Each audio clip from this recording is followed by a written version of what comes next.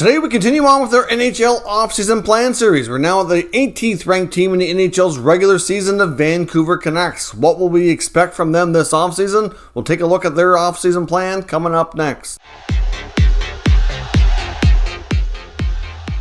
So welcome back to another video here at Top Shelf Hockey. As I mentioned, we're continuing on with our NHL offseason plan series today, looking at the Vancouver Canucks. Now, in my opinion, the Vancouver Canucks are going to be a very interesting team to watch, and I think could be making some very interesting moves, to say the least. So first up here, in case you're new to this series, I want to quickly explain how this is going to work. We're going to recap the 21-22 season just to take a look at how things went. We're then going to take a look at their salary cap situation. Where do things stand? What do they have for money available? Then we're going to look at what they have for outstanding contracts. Who are their restricted and unrestricted free agents this offseason that they need to either consider signing or replacing? And then lastly, and most importantly, we're going to take a look at the top burning questions facing this franchise for this offseason and what we really expect them to make their top priority. So let's first up recap the 21-22 season for the Vancouver Canucks. Now, as we can see here, they finished with a record of 40 wins, 30 losses,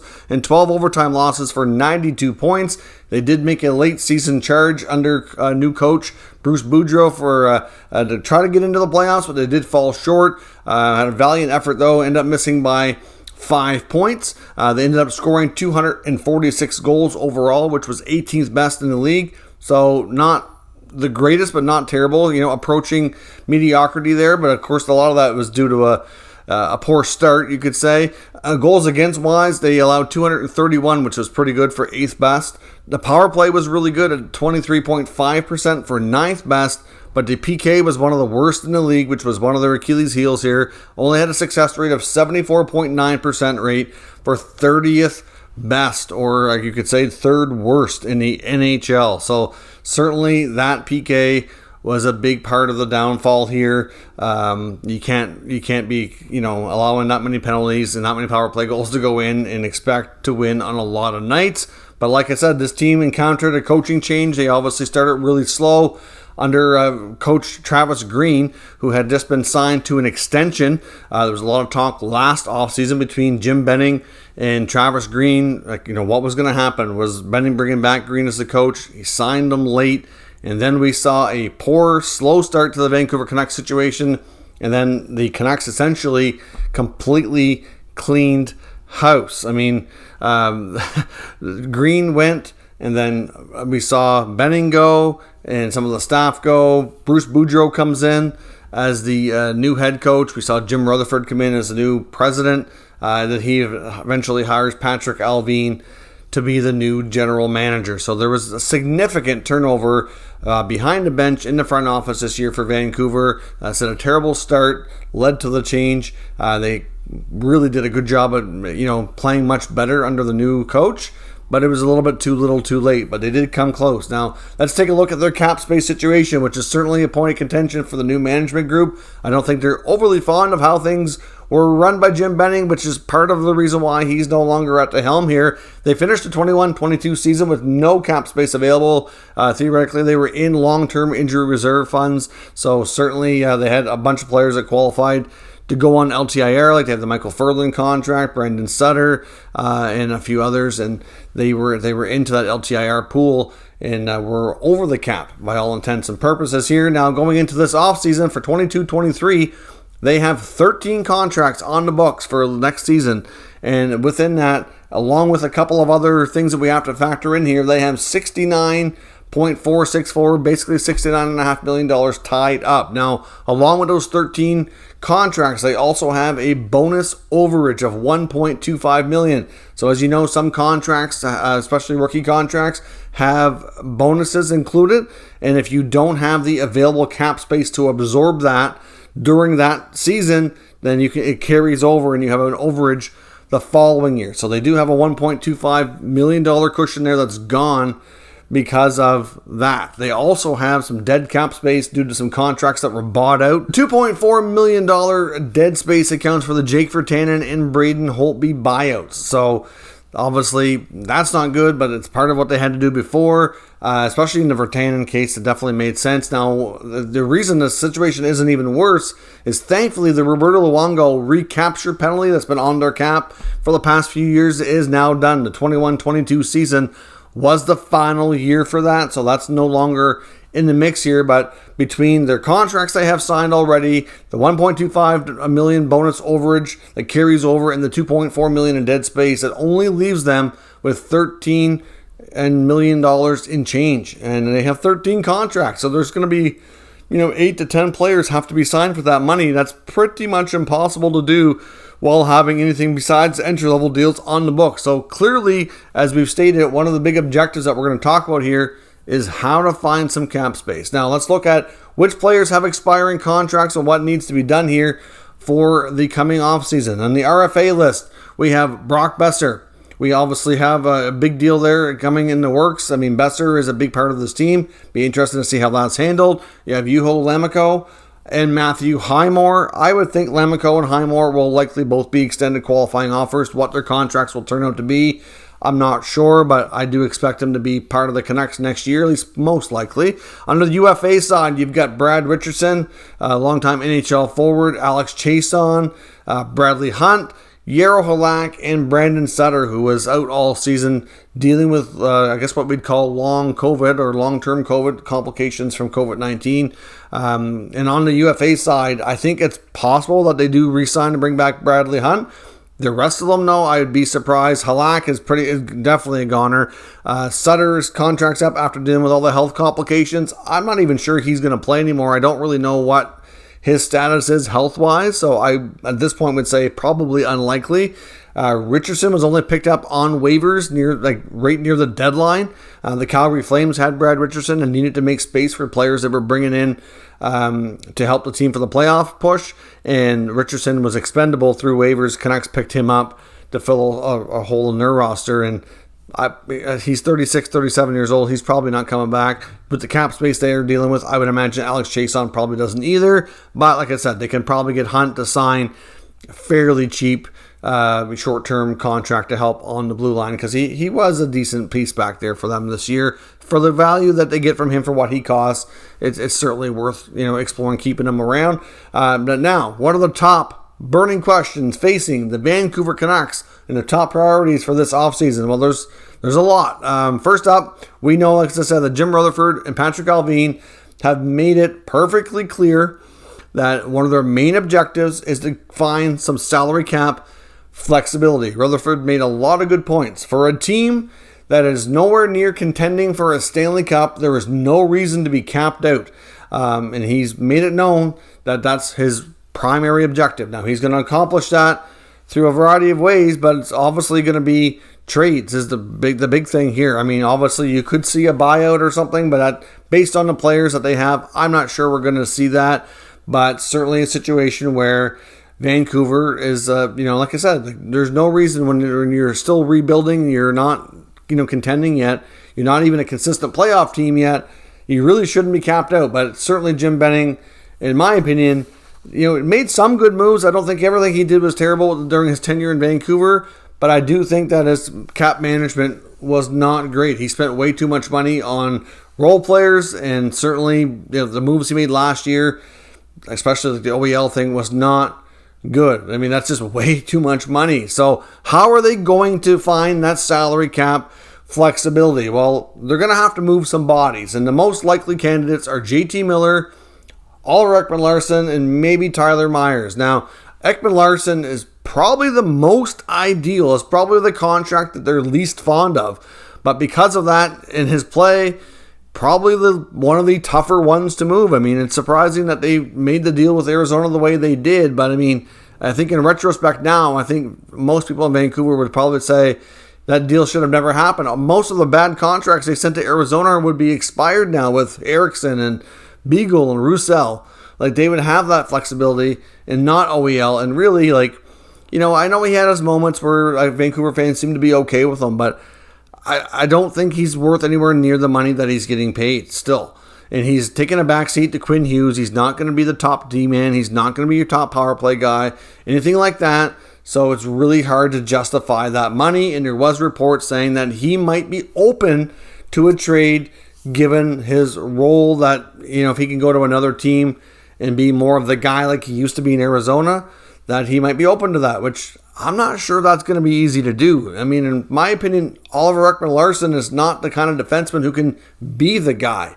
He needs to be a secondary piece of the puzzle here. Like, he needs to be, like, at best, like, a second pair guy to get the right matchups, to be able to, in the right starts on the ice, the right situations, to be able to succeed. Like, I don't think he's a number one defenseman. That's part of the issue in Arizona. He was paid like a number one defenseman. He was played like a number one defenseman, but he didn't come anywhere close to performing like a number one defenseman.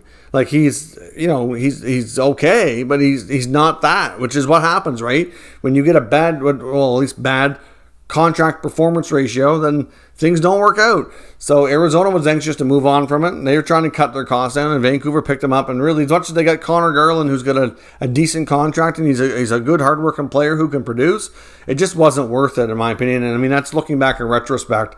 At the time, I was optimistic maybe they could turn OEL around, but I don't know if it's really all that doable. So that's a real possibility. I know they're going to explore that. Elliot Friedman's made it known that an OEL trade is something they're going to at least look at, talk about with him, because he does also have a no-move clause. So, like, you can't even do it if you find a taker if he's not open to it. So there's that. And you get Tyler Myers, to me, is a secondary option, but less likely to go. Now, JT Miller's going to be real fascinating, because to me, he's a real good player. Arguably, not even arguably, he's based on this past year. You can throw him in a top 10 conversation in the NHL. Like, the guy drags you into the fight every night. He's a real solid producer, shows good leadership, just real hard to play against, and his value is high, real high right now. So for that reason, he's going to be able to demand a bigger contract. At the same time, his trade value is high. So I think they're going to explore this as a trade or possibly a signing.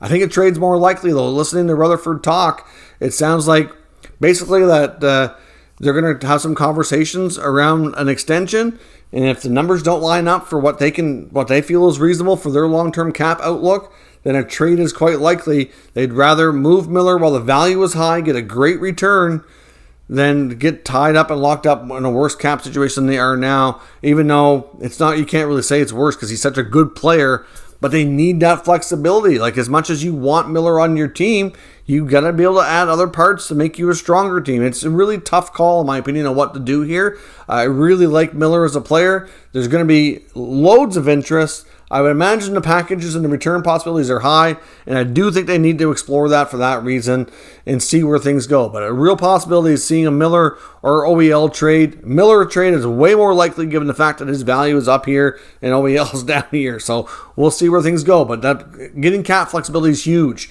Will they extend Captain Bo Horvat? It's another big question. He's 27 years old, entering the final year of his deal at $5.5 million. A big part of this team's had some real solid seasons for them. So, it's time that they need to either commit to him for a longer stretch of time or consider a trade too. And I don't think a trade is likely. I do think a signing is more reasonable here, but they don't want to really, in my opinion, go into the final year of these contracts with Miller and Horvat and not know. It's either they're extended or they're traded. Like, they can't have this hanging over them and be a distraction for one. They probably don't want to negotiate in season, which is something a lot of players are not overly fond of. And it just kind of, makes things a lot more challenging. So I would not be surprised if that negotiations on a Horvat extension is something that's heavily discussed and something that they do end up coming to. And they also need to decide on, which won't really fully be decided until training camp, but do they want to bring in another goalie? Like, who's their goalie tandem next year? Clearly, Thatcher Demko was the starter, and there's a big part of the reason why this team had the level of success it did last year. Listen to comments from Jim Rutherford. As much as the team did well under Bruce Boudreau, one of his big hesitations to offer Boudreau a big extension was he said he still thought they relied way too much on the goaltender. Thankfully, he's top notch, so he can keep them in games. Didn't care for their breakouts, but like I said, it falls back on their D, that they need to make some D changes. So obviously moving a guy like OEL or Myers is going to be pivotal to creating the space to do that. Obviously, like I said, there's some other things he said too, but not liking the breakouts and the defensive coverage and relying too much on goaltending was the things he wasn't really fond of there. So who's that other goalie to work with Demko? Now, it could be Spencer Martin, who's already on the team, already part of the organization, already under contract for 2 more years at, I think it's $763,000. So it's a nice contract. If he can fill that role for 2 years, that would really help cap-wise. He did get a decent look last year due to injury, playing in 6 games and putting up a .950 save percentage. So I would think that he's, a little bit more of a mature age. Obviously, Michael DiPietro doesn't appear to be ready for that kind of role here as of yet. It would take the pressure off of letting him to continue to develop. And if Martin can do that and give, even 20 to 25 quality games a year to take the load off of Demko, would be really good. Ideally, if he's playing even better and handling it, maybe it's more closer to 30 games. Maybe it's like a 50-30 split, something like that. Either way, you need 2 goalies. And Martin could be that guy, but I wonder if they consider bringing in another veteran on a cheaper short-term contract just to make it so that there's like a battle. It's not a given roster spot. Make him work harder in camp. Somebody who they wouldn't mind putting on waivers if need be, because there is that to consider too. So certainly, not sure that they're going to do that, but I just kind of wonder if they might. Is Martin the guy for the backup role? That's another question they need to kind of decide on. And lastly here, one of the other big questions in my opinion, which is one of the top RFAs, not only on the team, but around the league, Brock Besser. What happens with Brock? Is he signed? Is he traded? How does that work out? He's due a qualifying offer of $7.5 million, but based on his performance, that's hard and tough to justify, so I don't think we're going to see that. There was some talks that the Canucks and Besser's camp were already talking near the end of the season, when the regular season first wrapped up, trying to see if they could come to terms on a contract extension below the qualifying offer. Because if we get to the point that the Canucks have to offer that qualifying offer, then they're going to be stuck at that. Now, it doesn't mean that they can't still come to terms on a lower deal, but it would be easier for everybody involved if they get the contract sorted out before the qualifying offer has to be tendered and see from there. But there was reportedly interest to sign him to a longer term deal. I'm not sure how long, if they want to go 7-8 years, or maybe they want to go 5 or 6 years. I'm not sure. But something less than that, I'm thinking probably in the $5 to $6 million range is probably more likely. Maybe 5.5. I don't know exactly what he's going to be able to get on a contract here, but certainly a situation where 7.5 is not good. So I think it's basically they're going to use their leverage, saying, "Listen, we put this in your last RFA contract to have a qualifying offer of 7.5. They're to say you haven't lived up to that with your performance. So if you're willing to agree to a little bit less money, we'll give you a little bit more term to make up for it. We'll sacrifice something. You'll sacrifice something. We can come to terms." So maybe the Canucks would have preferred a 5 or 6 year deal. Maybe they go 7 or 8. They give him the long-term job security. Well, he takes a little bit less each year to make that happen. To me, that's a good compromise, but we will see. And I would expect there's a good chance that could come together well ahead of the draft, because the draft is going to be a prime area with the 22 NHL Draft being held in Montreal this year in person. You're going to see more GMs probably talking trades than they have the last year or two where it's been done virtually. Obviously the Canucks first-round pick could be in play. I mean, they're not very high in the draft. When you're in the teens, it's certainly debatable. Do you keep the pick? Do you trade it? I think it's fair to say that their prospect pool is not the deepest anymore. A lot of their younger players that were real interesting and showed a lot of potential, for the most part at least, have graduated into the NHL. I mean, there's still some that are out there. I'm not saying they don't have any good prospects, but not like it once was when it was like Pettersson and Hughes were considered prospects. They were, right at the top of the league for prospect pool's strength, but now not so much. They're in the NHL, have been for a while. Besser's getting a little bit older. You get Höglander, Podkolzin have graduated. They've been there. So, there's just not as much in the pipeline to look forward to like there once was. They're all kind of a big part of the NHL group now. So they could maybe benefit from that pick, depending on who's on the board. But if they can swing a trade to make something happen, to make this team better and to have a chance at playoffs next year, I would not be shocked at that. So, at the draft, I wouldn't be shocked if they consider trading their first round pick. Maybe they get a good player there. It's hard to say. There's potential JT Miller trade, a Brock Besser contract. All kinds of things could happen. I think they'll be very interesting to watch here, and there should be lots of talk around what they're going to do over the next month or so as we get closer to the draft. So let me know your thoughts on what the Vancouver Canucks are going to be doing this offseason down in the comments. We'll discuss further. If you're new to this channel, make sure you subscribe and stick around. We'll keep you up to date with the latest news, rumors, and analysis on all 32 NHL teams. Thank you for watching, and I'll catch you next time.